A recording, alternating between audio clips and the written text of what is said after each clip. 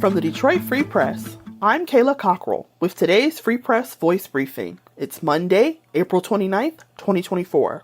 For the Detroit Free Press Autos team, I'm Jamie LaRoe. General Motors Chair and CEO Mary Barra saw her total compensation drop 4% last year. That's largely because GM came up short of its shareholder value targets, to which part of her compensation is tied. GM reported its top executives' compensation Wednesday in an annual government filing. The filing said for the year, Barra had a total compensation of about $28 million for running the company and chairing the board of directors.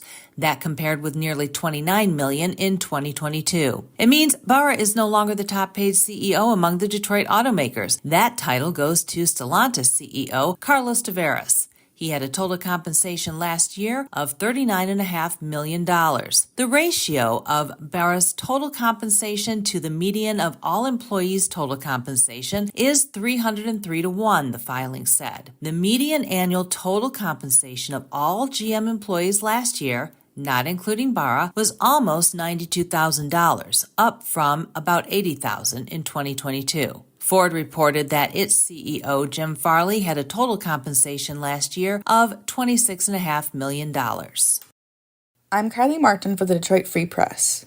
The plot thickens in the investigation into the Clinton Township explosion after the owner of the building that exploded was caught with a one-way plane ticket trying to leave the country. Back on March 4th, a smoke shop and select distributors warehouse on Groesbeck Highway exploded with the fuel of thousands of illegal nitrous oxide and butane canisters. Debris flew over a mile away from the explosion site, and a 19-year-old bystander was killed when a falling canister struck him in the head. It took the Township Fire Department more than a week to extinguish the flames, torching most of the evidence that could have given clues to the start of the fire. An investigation by local, state, and federal agencies has since been underway, while the Environmental Protection Agency has worked diligently to clean up the site. The owner of the shop, 31-year-old Noor Noel Castow of Commerce Township, was regarded as a prime suspect, and as recently as April 17th, the Macomb County Prosecutor's Office met with assisting departments to discuss potential charges for Castow. However, on Saturday, April 20th, the Clinton Township Police Department received an alert that Castow was at JFK International Airport in New York with a one-way ticket to Hong Kong. Detectives immediately met with Macomb County prosecutors to issue a warrant for his arrest, and within hours, Castow was taken into custody at the JFK airport. Detectives escorted him back to Clinton Township on Wednesday. Then on Thursday, he was arraigned and charged on one count of involuntary manslaughter, a felony charge with a maximum sentence of 15 years.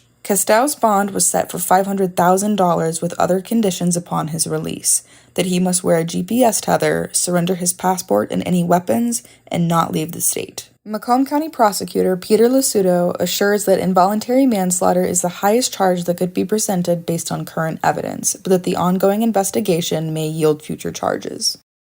I'm Kirkland Crawford with the Free Press Sports Department, recapping the Detroit Lions NFL draft. And while the whole world seemed to be watching Detroit in downtown, the Lions were out in Allen Park making some major moves. Of course, their first-round pick on Thursday was Terrion Arnold, the cornerback out of Alabama. On Friday night, the Lions doubled down on cornerback, picking up Missouri's Ennis Rexstraw. But the interesting pick may be in the fourth round. The Lions made a couple of trades to move up. With one of those picks, they drafted huge offensive lineman Giovanni Manu out of British Columbia, and with the other fourth-round pick, they took Mr. Everything out of Utah, Sione Vaki, who plays not only safety, but running back and also on special teams. Expect to see him all over the field in training camp. For more stories from the Detroit Free Press, be sure to check out freep.com. That's FREEP.com.